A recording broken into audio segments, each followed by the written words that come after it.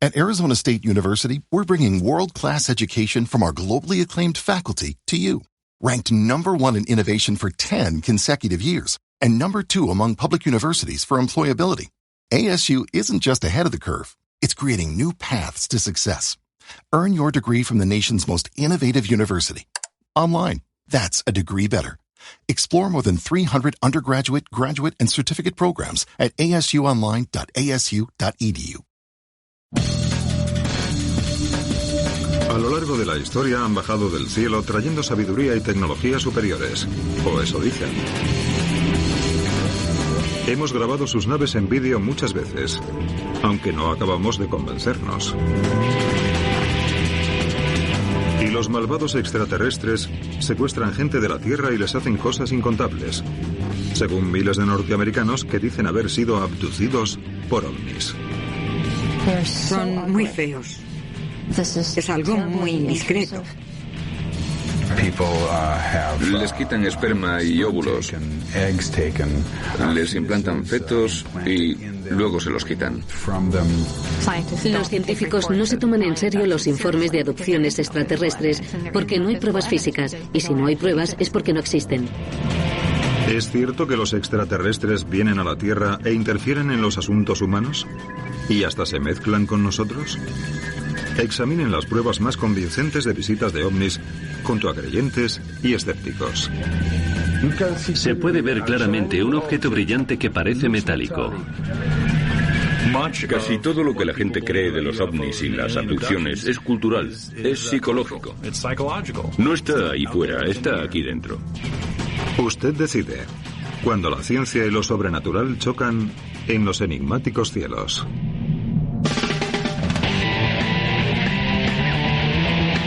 Revelaciones. Los ovni.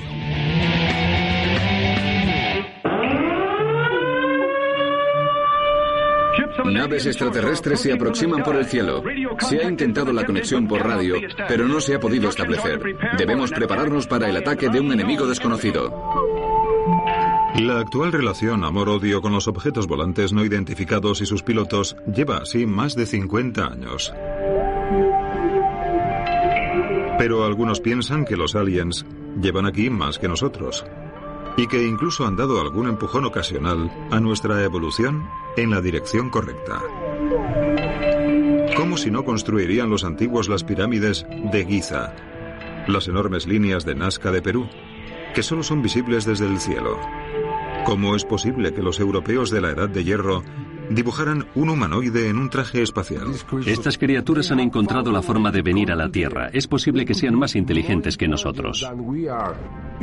Claro, es posible que los extraterrestres vinieran a ayudar a los egipcios a hacer las pirámides, pero el problema es que no hay pruebas. La asunción de que los humanos no somos lo suficientemente inteligentes para averiguar esto es muy insultante. Los investigadores de ovnis, que se hacen llamar ufólogos, clasifican los encuentros con visitantes extraterrestres en 4 categorías. Hay encuentros del tipo 1, en el que se ven ovnis de cerca, pero sin dejar huellas.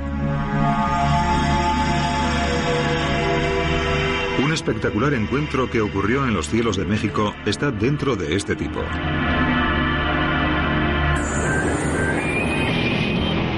Atardecer del 5 de marzo de 2004. Un avión de vigilancia militar mexicano en misión rutinaria de busca de traficantes de droga graba una secuencia de objetos sin identificar llegando a los 11.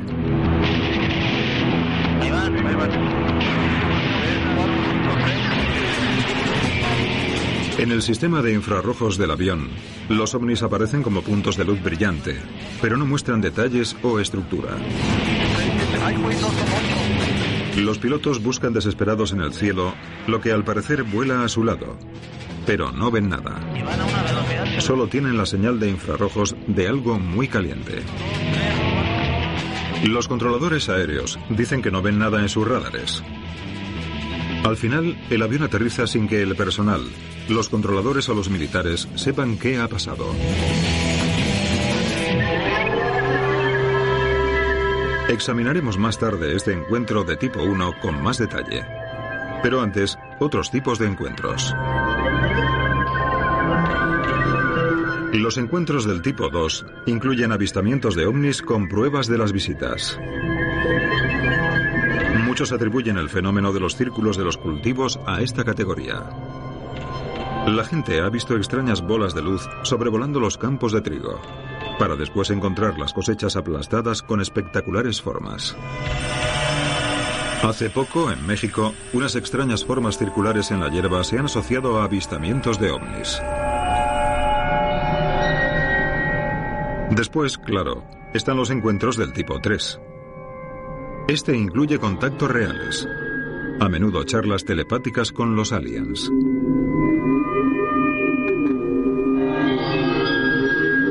Al final de la lista están los que han tenido encuentros del tipo 4, también llamados abducciones. Cuando volví en mí, estaba sobre una mesa. Desde el principio, a Hollywood le gustó la idea de hombres de ojos grandes venidos de otras galaxias que nos hacen cosas horribles. Pero para aquellos que creen que han pasado por ello, es terrorífico. Son muy feos y asquerosos. A veces me gustaría poder pensar, vaya, es un sueño, no está pasando. Pero está pasando. Me abdujeron varias veces cuando era pequeña, muy pequeña. Ocurre casi desde que naces hasta que mueres. Así funciona. Cuando estás en el programa, estás en él para siempre. Pam es paciente del doctor David Jacobs, profesor adjunto de Historia de la Universidad de Temple, principal defensor del fenómeno de la abducción. Lleva más de 30 años trabajando con abducidos, a los que ayuda a recuperar recuerdos de las experiencias mediante hipnosis. Es un tema muy marginal. Como académico, estudiar algo así se puede decir que no es bueno para mi reputación profesional. Pero uno no tiene todos los días la oportunidad de participar en el estudio de un fenómeno de tal importancia potencial. Jacobs cree que al menos 5 millones de norteamericanos han sido abducidos. Y ha oído cientos de historias de abducciones sorprendentemente parecidas. Estoy dormida. Siento como si la habitación se quedara muy tranquila. A veces hay tensión. No sé cómo describir eso, pero la habitación se siente distinta. Y entonces empieza el sonido. Un zumbido constante. Luego veo la luz y las figuras. Los sujetos también dicen no poder moverse, como si estuvieran paralizados. Lo siguiente que saben es que alguien o algo se acerca y les hace levitar. Y a menudo vuelan a través de una ventana cerrada. Después les meten en una nave, donde se unen a otros abducidos y esperan. Lo que ocurre después es espeluznante. Pero antes de oír el resto de la historia espantosa de Pam, debemos prevenir a aquellos que crean haber sido abducidos y vayan a buscar un médico que use hipnosis, imagen guiada, etc., para recordar cosas de tal evento. Tengan cuidado con lo que recuerdan. Es peligroso. Muchas veces gritan, lloran, se revuelcan en el suelo. Lo que surge de las sesiones de hipnosis es muy real para ellos. La doctora Susan Clancy, psicóloga y experta en memoria, lleva 6 años estudiando con abducidos. Ella cree que los recuerdos de las abducciones no se recuperan con terapia, sino que se crean allí. Todos los abducidos con los que trabajo empezaron a recordar a partir de las sesiones de hipnosis o de imagen guiada. No sé de nadie que recuerde de haber sido abducido espontáneamente. Los abducidos suelen ser personas racionales y cuerdas, y son muy conscientes de que sus historias parecen fantásticas. Pero replican: ¿por qué nadie querría recordar algo tan doloroso? Haremos un viaje por la psique humana para responder a esta pregunta y para encontrar respuestas biológicas increíbles. También examinaremos la grabación de infrarrojos de las Fuerzas Aéreas Mexicanas para ver si hay una respuesta más realista. Empecemos por el principio. ¿Cómo empezó la obsesión por los ovnis? Seguramente, la era moderna de los ovnis comenzó en los primeros años de la Guerra Fría, cuando la gente no dejaba de mirar al cielo, obsesionados con aviones espía y misiles. Lo que realmente desencadenó la locura ocurrió en junio de 1947. Kenneth Arnold pilotaba su avión privado por las Cascade Mountains del estado de Washington cuando vio un flash brillante, azulado en la distancia. Se fijó mejor y vio unos objetos desconocidos volando por la montaña a toda velocidad, con increíble agilidad. Arnold contó su historia a un periódico local y nació la locura del platillo volante. Ese mismo año ocurrió algo crucial en la historia de los ovnis, algo que sobrevive y que los creyentes nombran con respeto y molesta a los escépticos: Roswell. Se encontraron unos restos extraños en un rancho a las afueras de Roswell, Nuevo México, cerca de una base aérea del ejército estadounidense. Al día siguiente, un periódico local apareció con la noticia de que el ejército tenía una nave alienígena en su poder. Apresuraron a decir que los restos eran de un globo sonda. Pero el daño estaba hecho. Tampoco ayudó el que estuvieran encubriendo que el llamado globo sonda era una prueba secreta de un globo espía. Acababa de nacer una nueva era. Después de Roswell, cientos de avistamientos y teorías conspiratorias han surgido sin control.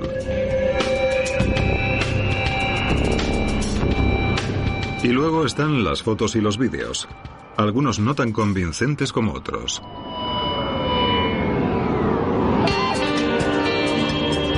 En los anales de los avistamientos de ovnis, pocos se pueden equiparar al día en que se oscureció la Ciudad de México a mediodía. Y no una, sino docenas de personas grabaron algo extrañísimo. 11 de julio de 1991. Un eclipse total de sol empieza a oscurecer los cielos de Ciudad de México. Cientos de personas apuntan sus cámaras al cielo para grabar el evento. Para el ufólogo Guillermo Arreguín fue algo para recordar. Totalmente se iba a ir la... Subí al tejado para grabar el hecho. Entonces vi una luz brillante en el cielo y enfoqué hacia ella. Creo que lo que grabé fue un ovni, no un planeta o una estrella. Arreguín no estaba solo cuando lo grabó. Sergio Fuentes celebraba el eclipse con su familia y él también estuvo mirando al cielo. Mi mujer y mis hijos insistieron en que no mirara directamente al sol sin protegerme. Les hice caso e intenté seguir grabando todo lo que pasaba. Seguí sujetando la cámara, asegurándome de que la cámara apuntaba al sol. Más tarde, cuando Fuente comprobó la cinta, se sorprendió de que había grabado un ovni. Se estuvo informando durante varios días del avistamiento del ovni, provocando un frenesí mediático. El conocido periodista de investigación Jaime Maussan presentó un telemaratón de 10 horas sobre ovnis que incluyó un debate sobre el avistamiento. Pidió a los espectadores que volvieran a ver lo que habían grabado con sus cámaras. Cuando presenté esto en televisión, llamó mucha gente para decir que lo habían visto. Se puede ver claramente un objeto brillante que parece metálico, con una sombra debajo. Un disco plateado. Creemos que no era una estrella o un problema de la cámara. Una distorsión. El vídeo es la prueba de que es real. Y ese día, mi vida cambió por completo. Porque desde ese momento la gente quiso que hablara más de ovnis que de cualquier otra cosa. Pero a algunos, esta prueba no les quita nada el sueño. El escritor y escéptico Mario Méndez Acosta le debate a Maussan el avistamiento del eclipse del 91 y cree que la obsesión nacional con los ovnis tiene más que ver con Maussan que con cualquier visita del espacio. Solo imaginen que su presentador de televisión más famoso se convirtiera en creyente acérrimo de ovnis. Creo que en Estados Unidos ya le hubieran echado.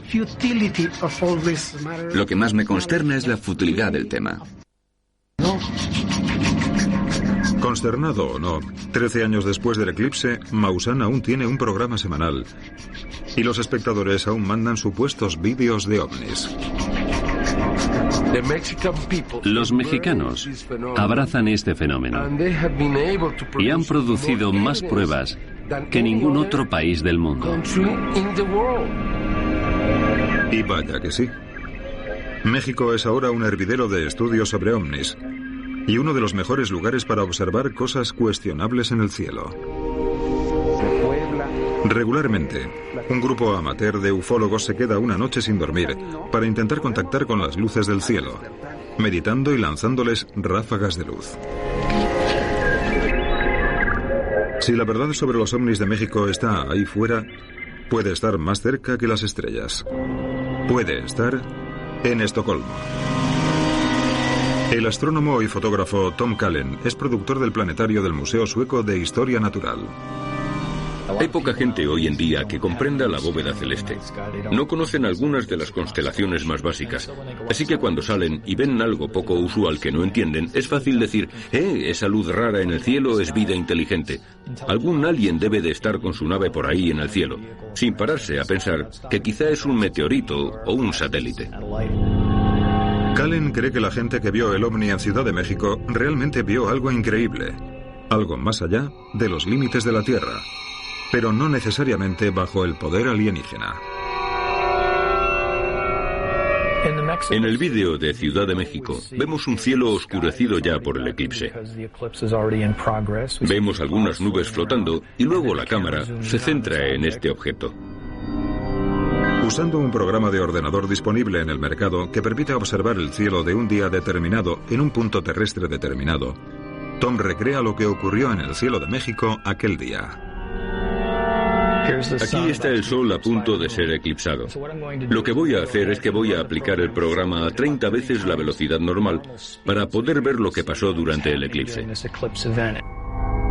Cuando el ordenador simula la luna pasando delante del sol, el cielo se oscurece y algunos cuerpos celestes destacan. En el mismo punto en que se grabó el ovni, aparece un objeto especialmente brillante. Y aquí podemos ver perfectamente el planeta Venus, que es lo que estoy casi seguro que la gente de México grabó. Venus, el segundo planeta más cercano al Sol y lo más brillante del cielo después del Sol y la Luna. Pero, ¿por qué Venus se parece tanto a un ovni borroso? Tom cree que la misma cámara, al intentar enfocar un objeto tan brillante y distante, crea un efecto tridimensional. Aquí está Venus. Se parece mucho a la imagen aumentada del planeta. Tenemos un zoom exagerado aquí. Esto lo hemos frenado bastante para poder ver los efectos al mover la cámara. Esta línea oscura que vemos no es la sombra de nada en particular, sino un efecto de la cámara. Esto hace que un objeto celeste normal y corriente parezca misterioso. Pero no tan deprisa. Los objetos celestes corrientes no pueden ser responsables de todos los avistamientos de México. Tomemos, por ejemplo, este objeto visto flotando cerca de un volcán activo, el Popocatépetl. Está claro que no es ni un planeta ni una estrella, y no se comporta como un avión. El objeto lo grabó en vídeo el arquitecto Mario Ramírez, que vive en la falda del volcán. Como muchos por aquí, cree que la actividad volcánica atrae a los ovnis a México. Dice haber visto a una flota entera volar dentro del cráter en 1988. Empecé a investigar esto porque vi una nave muy grande, como de 300 metros de diámetro. Tenía muchas luces y ventanas. Giraba en el centro y luego se acercó al volcán.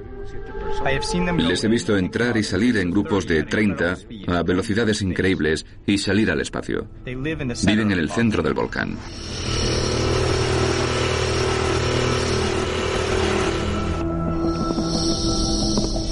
En el año 2000, Ramírez estudiaba una formación rocosa cerca del volcán, pensando que era algún tipo de libro antiguo de astronomía, cuando algo le llamó la atención. Estaba yo aquí en esta piedra. Estaba aquí en la roca, observando al Popo. Puse la cámara y entonces vi una luz. Y me pregunté, ¿por qué veo una luz viniendo de la montaña? Lo que Ramírez grabó parece un objeto que flota sobre la montaña. Miré y había un ovni en las nubes. Pensé que estaban intentando comunicarse conmigo. Se quedó flotando durante unos 2 minutos antes de desaparecer detrás del pico. ¿Qué piensa nuestro profesional Tom Cullen de ese objeto intrigante? El vídeo del volcán para mí es una imagen aumentada que a todos los efectos parece un pájaro grande. Y si lo miras bien, parece titilar como si tuviera apéndices que se movieran. Es algo que yo no esperaría en un vehículo extraterrestre de ningún tipo. Por supuesto, no todos los objetos volantes no identificados son solo errores de identificación. Algunos parecen sospechosamente efectos especiales baratos.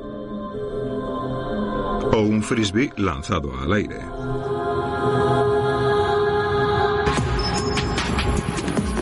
Pero ya vale de vídeos. ¿Qué pasa con los encuentros de tipo 2? Esos casos en los que los ovnis dejan pruebas físicas.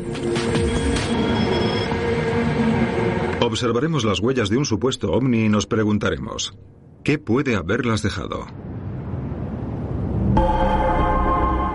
En septiembre de 2004 aparecieron unos anillos en una porción pequeña y aislada de tierra cerca de Guadalajara. El propietario llamó al arquitecto y ufólogo Daniel Domínguez y a su equipo para que investigaran.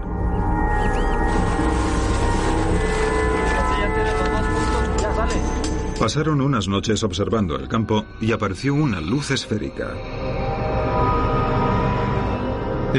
Pasó justo por encima de nosotros y aumentó la intensidad de la luz. Entonces la luz disminuyó y siguió su trayectoria. Domínguez dice que la luz provocó los cambios en la hierba que nada hecho por el hombre podría hacer. Durante 4 semanas hacen mapas de los círculos y miden su crecimiento. También toman muestras de tierra para medir la radiación, que Domínguez cree que es la causa. Tomamos esta muestra el 17 de septiembre. Como puede ver, la hierba tiene un tono más verde que el resto y la brizna es más ancha que el resto. Esto demuestra que estuvo sujeta a la radiación. Fue sometido. De las pruebas que tenemos, me inclino a pensar que estos círculos los causó una energía producida por algo que vino de más allá de las estrellas. Pero la doctora Laura Guzmán cree que la respuesta es más normal. Es micóloga en la Universidad de Guadalajara, la primera dama mexicana de las setas, por así decirlo. Pero, ¿qué tienen que ver los hongos con los ovnis? Es una pieza muy grande de miselium creciendo alrededor de un trozo de madera o de raíz. Eureka, hongo micelium. ¿Y qué nos importa? Ya que el micelium crece hacia afuera desde el centro del círculo, a veces llamado círculos de hada. Algunos son círculo de hierba muerta, pero otros en realidad abonan la hierba y hacen que se vea más verde y lustrosa dentro del círculo que fuera. Especialmente si alimenta materia orgánica en descomposición, como raíces muertas de árboles.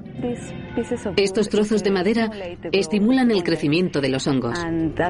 Por eso a veces crecen muchos círculos de hadas, porque hay madera bajo la tierra. Mi opinión científica es que lo que está causando los círculos de hada es el hongo. Y no hay otra explicación.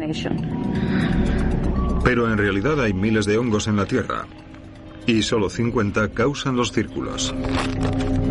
Para confirmar que un hongo es el responsable de los círculos, la doctora Guzmán toma una muestra y la lleva al laboratorio para hacer pruebas. Busca una señal reveladora, una pequeña protusión en las células individuales del hongo que confirme sus sospechas. Los círculos de hada que vimos están formados por hongos. ¿Qué pasa con la afirmación de Domínguez de que los círculos estaban causados por la radiación de un ovni? La doctora Guzmán comprobó la muestra y no encontró niveles elevados de radiación. Así que este encuentro de tipo 2 resultó ser un encuentro de tipo Z. México rebosa encuentros de tipo 1, 2 y 3. Aunque el tipo 3, el encuentro real con aliens, solo es alcanzado por telepatía y ráfagas de luz, haciendo del contacto algo difícil de verificar.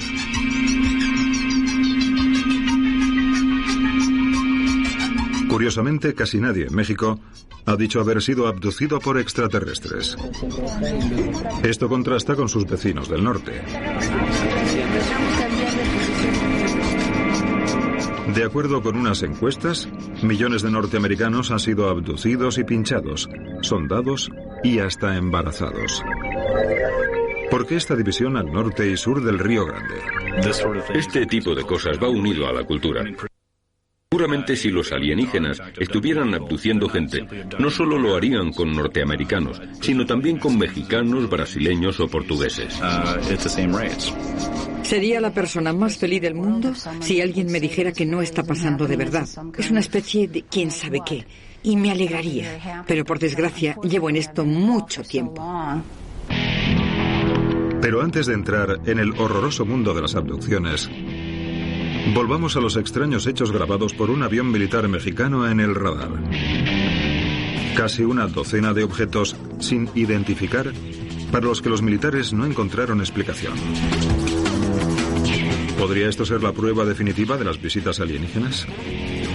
En una fatídica tarde de marzo de 2004, un vuelo militar rutinario se esforzó en identificar unos objetos que parecían estar volando en paralelo. Invisibles al radar y al ojo, solo eran visibles por infrarrojos. Los militares mexicanos publicaron la grabación de infrarrojos del encuentro del vuelo con objetos sin identificar, creando sensación en los medios. El capitán Alejandro Franz, del Grupo Mexicano de Investigación de OVNIs, Alcione, decidió investigarlo él mismo. Franz es una especie de creyente escéptico. Aunque cree que OVNIs visitan la Tierra, piensa que la investigación debe descartar todas las alternativas posibles antes de llegar a una conclusión. He estado investigando estas cosas porque casi el 90% de las veces no son ovnis. Están causadas por el hombre o son planetas o asteroides o muchas otras cosas que se pueden explicar. Como piloto, el capitán Franz quiere recrear el vuelo que hizo el avión militar. Después, en el punto en que se encontraron con el ovni, llevar el avión directamente hacia allí, porque cree que los objetos pueden seguir allí. El avión despega de Villahermosa, sube hasta los 11.000 pies y se dirige al este. Estamos ahora a la misma altitud a la que estaba el avión. Hay que ir al primer punto de la ruta, yendo al este, siguiendo la ruta hasta los 89 grados de longitud oeste, para mantener la misma ruta que el avión militar. El avión alcanza el primer punto de contacto con los ovnis. Franz indica a los pilotos que vayan al noroeste, la misma dirección a la que apuntaba la cámara de infrarrojos. Él ha visto luces ahí antes y cree saber exactamente lo que la cámara estaba registrando. He sobrevolado y cruzado el Golfo de México cientos de veces. Esas luces se ven todos los años cuando anochece. Cualquier piloto podría verlas con buena visibilidad. Se ven desde 220 o 240 kilómetros de distancia. A unos 90 kilómetros de la costa y casi a 120 kilómetros del último punto de contacto, Franz ve lo que estaba buscando. Un complejo petrolífero gigantesco conocido como Cantarell. Hasta a 4.500 metros, las estructuras parecen enormes. Las plataformas de extracción pueden tener hasta 40 pisos. Las llamas, que alcanzan cientos de metros, están provocadas por la quema de exceso de gases para reducir la presión de los pozos. Ahí están. Me alegro porque confirma mi teoría. Completa parte de mi investigación y me da ánimos para seguir investigando. Franz cree que esta es la fuente de los infames ovnis. Pero ¿podrían estos fuegos haberse registrado a 160 kilómetros desde el sistema de vigilancia de infrarrojos de un avión militar? ¿Y por qué parecían estar volando? Jim Sefrin puede respondernos. Enseña y certifica a técnicos de infrarrojos y usa la misma tecnología para examinar las refinerías y plataformas petrolíferas. Primero, no se ha determinado que los objetos estén volando. Podría parecer que los objetos se están moviendo. De hecho, es una ilusión óptica que se crea porque las nubes se mueven con respecto a los objetos, no al revés. Es posible que estemos viendo una fuente de calor, y en este caso, ya que estamos sobre el océano, un reflejo de ese calor sobre la superficie del agua. Podría ser la llama y parte del humo o solo la llama. Me gustaría creer que hay ovnis ahí fuera, pero simplemente no tengo pruebas de eso. Una cosa es refutar pruebas frías de ovnis grabadas en vídeo o con infrarrojos. Y otra muy distinta es enfrentarse a testimonios de primera mano de contactos con alienígenas. Especialmente si el contacto ha sido brutal, con implicaciones aterradoras. ¿Qué hacemos con la gente que tiene recuerdos vívidos de haber sido abducido y sujeto a extraños procedimientos sexuales y médicos? Si las abducciones son reales y los defensores dicen que millones de personas muestran signos de que lo son, entonces se cierne sobre nosotros una amenaza inimaginable. Pero, ¿es verdad? Durante los últimos 50 años, miles de personas han denunciado haber sido abducidas por alienígenas. Pero el defensor de la abducción, David Jacobs, cree que es solo la punta del iceberg, basándose en una encuesta llevada a cabo en 1992. Si preguntas a la gente si han sido abducidos, como 1 millón dice que sí. Pero en realidad la mayoría de la gente no sabe que ha sido abducida porque el fenómeno se olvida casi en cuanto los devuelven. Al parecer, los extraterrestres intentan bloquear los recuerdos de la gente abducida, pero no es perfecto. Con la hipnosis se pueden desbloquear. Algunos recuerdan partes de la abducción, secuencias o la abducción entera. La hipnosis, por razones que no entendemos, abre las puertas de la memoria a largo plazo y la gente empieza a recuperar esos recuerdos. La única forma que tienen de recordar es entrar en un estado psicológico de relajación y concentración. Los recuerdos son increíblemente parecidos. La experiencia de Pam es típica. Se encuentra despierta, pero inmóvil en la cama. Unos seres grises la llevan a una nave. Allí se une a otros en una zona de espera. A menudo miro alrededor y pienso que los demás están allí sentados y que parecen no tener conciencia de ello. Y el Dr. Jacobs me dice que seguramente ellos me estén mirando y pensando que no tengo conciencia de ello tampoco. A veces son lecciones. Otras veces son exámenes físicos o algo peor. Los hombrecitos grises son la escolta y solo son tipos pequeños con grandes ojos y muy delgados. Después están los altos, que se parecen pero son más intelectuales. Normalmente empiezan con un procedimiento de observación. La observación dura mucho y lo único que se puede ver son esos enormes ojos. A veces es un vuelco de información. A veces te hacen cosas físicas. Otras veces, mientras te hacen eso, alguien te mete instrumentos por la nariz o por el oído. A veces hacen mucho daño. A veces lo fastidian. Y otras veces se pone muy siniestro. Les extraen esperma y óvulos, les implantan fetos y luego se los quitan. Lo que creo que pasa, y a mi edad aún ocurre, es que toman un embrión que es una combinación de ellos y nosotros y te lo insertan. Lo llevas durante unas 10 semanas y luego te lo quitan. Lo que hacen con ellos... He visto botellas, enormes botellas, y luego unas pequeñas que están suspendidas. Pam no está sola. Miles tienen recuerdos casi idénticos.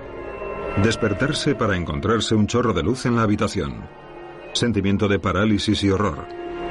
Hombrecitos grises que hacen levitar a las personas y las transportan a una sala de examinación, donde otro alien más alto hace el examen. ¿Cómo es posible que tanta gente que no se conoce cuente la misma historia y detalles? Lo que eso sugiere es que hay un concepto común de lo que una abducción incluye. Desde películas a escritos, pasando por programas de televisión.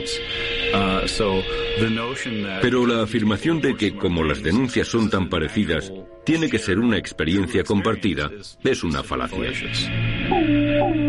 Y luego está el método usado para recuperar esos recuerdos, la hipnosis.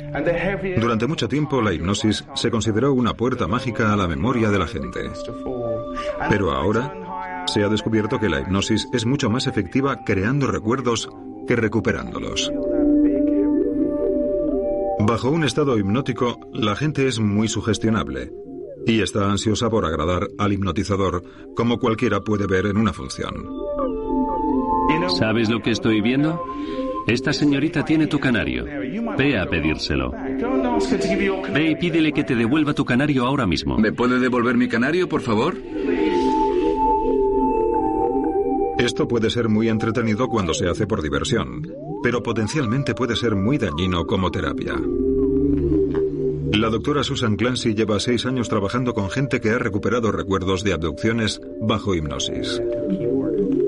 Está segura de que esos recuerdos se crearon, no destaparon, con la terapia.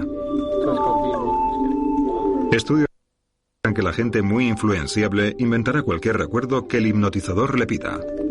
Que todo el mundo se ponga crema ahora. Echaos bien por los brazos y también por la cara.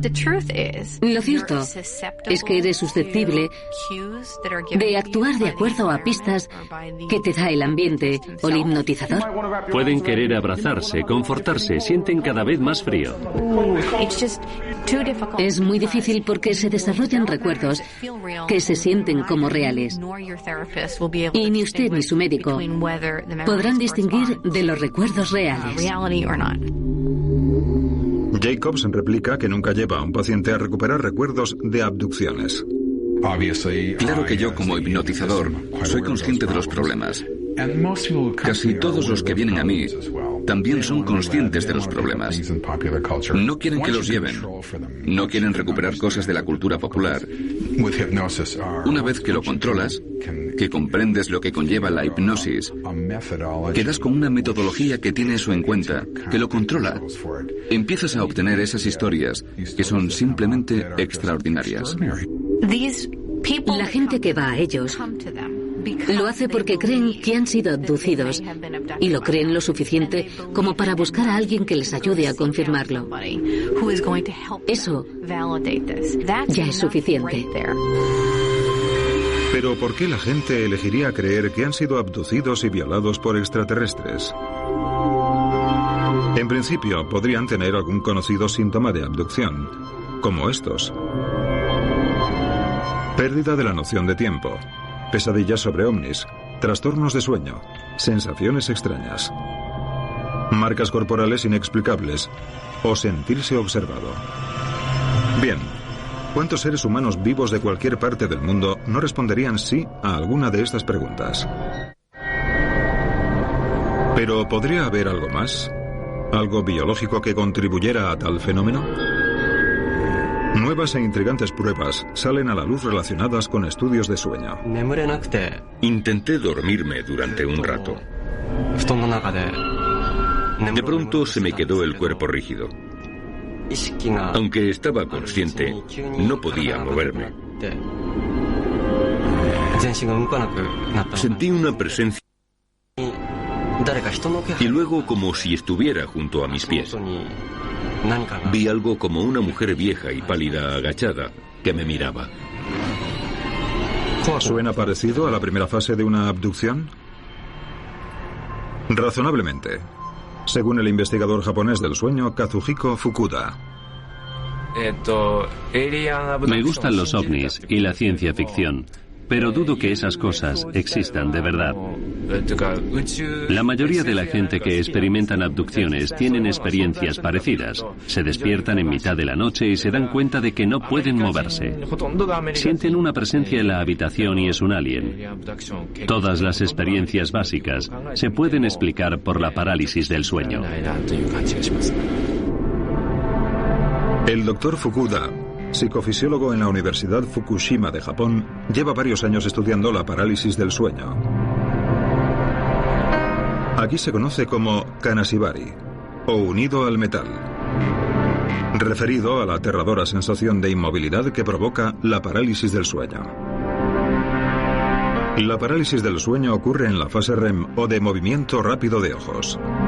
Como soñamos durante la fase REM, el cerebro desconecta temporalmente la capacidad de movimiento para que no nos hagamos daño si tenemos sueños muy vívidos. Es un mecanismo muy ingenioso, pero si no se reconecta cuando sales del sueño, te despiertas y te sientes paralizado. En un laboratorio de la universidad, el doctor Fukuda intenta recrear la parálisis del sueño. Les pone electrodos a los sujetos en la cabeza para monitorizar la actividad cerebral durante el sueño. Hay una diferencia notable entre las ondas cerebrales del sueño en fase REM y el estado de kanashibari en fase REM. Lo que se ve es que el estado de kanashibari en fase REM es muy parecido al estado de vigilia. Por eso cuando alguien sufre parálisis del sueño, se siente como si estuviera despierto. Cuando el sujeto alcanza la fase REM adecuada, entre la vigilia y el sueño profundo, el doctor Fukuda les despierta. Después les pregunta cómo se sentían en ese momento. Muchos dicen que estaban soñando, y lo que cuentan concuerda con la parálisis del sueño. No podía mover las manos. Me sentía como paralizada. Algunos tienen alucinaciones. Sienten, por ejemplo, un peso sobre el pecho o sobre el estómago. Y cuando abren los ojos tienen algo o alguien sentado encima o de pie. Algunos oyen cosas raras y sienten que su cuerpo flota. La doctora Clancy encuentra esclarecedores los hallazgos del doctor Fukuda. En sus 6 años de estudio con abducidos, todos los sujetos desarrollaron sus recuerdos después de describir episodios que concuerdan con la parálisis del sueño kanashibari. Te despiertas en mitad de la noche y no te puedes mover. Estás paralizado, pero puedes ver y oír cosas. La gente dice haber visto sombras en la habitación o sentir cómo levitaban. Así que tienes la percepción de estar despierto, pero aún estás dormido y quizá ves las cosas que estabas viendo en tus sueños. Como dicen los doctores Clancy y Fukuda, las interpretaciones dadas a la parálisis del sueño reflejan la cultura en que ocurre. El kanashibari está muy aceptado en Japón. En el siglo XVIII, los británicos temían al demonio incubo que atacaba a las mujeres cuando dormían, incapaces de moverse. En Newfoundland, la enfermedad se llama vieja bruja y toma la forma de tal mujer sentada sobre el pecho del durmiente. En China se ha conocido durante siglos como la opresión fantasma. En Zanzíbar se llama Popobawa, un duende ciclópeo volador. En la cultura norteamericana actual rebosante de ovnis, quizás sea natural que se interprete la parálisis del sueño como una abducción. Pero la pregunta sigue ahí. ¿Qué podría ganar nadie con creer en algo tan aterrador? En que los aliens les han abducido y violado.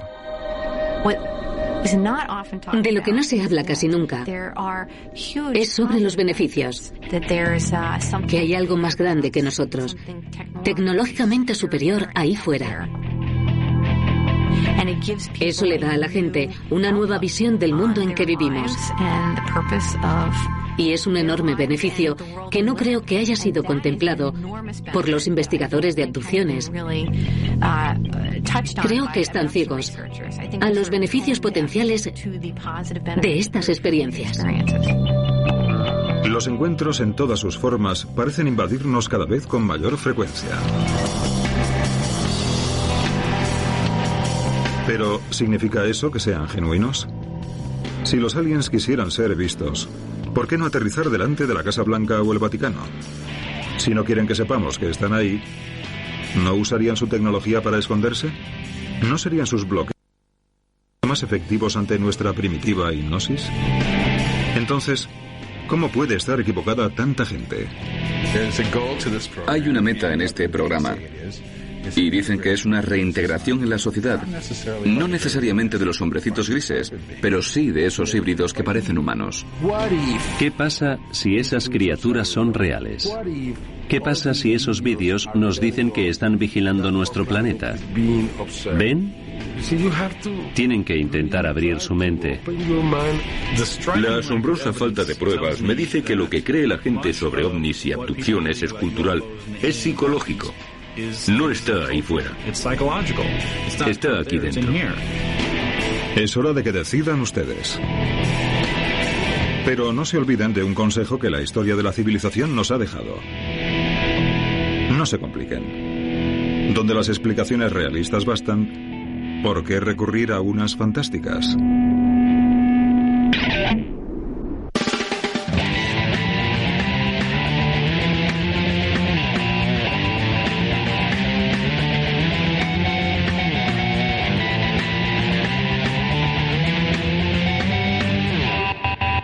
At Arizona State University, we're bringing world-class education from our globally acclaimed faculty to you.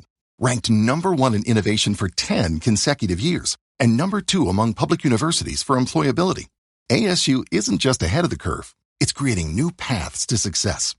Earn your degree from the nation's most innovative university. Online. That's a degree better. Explore more than 300 undergraduate, graduate, and certificate programs at asuonline.asu.edu.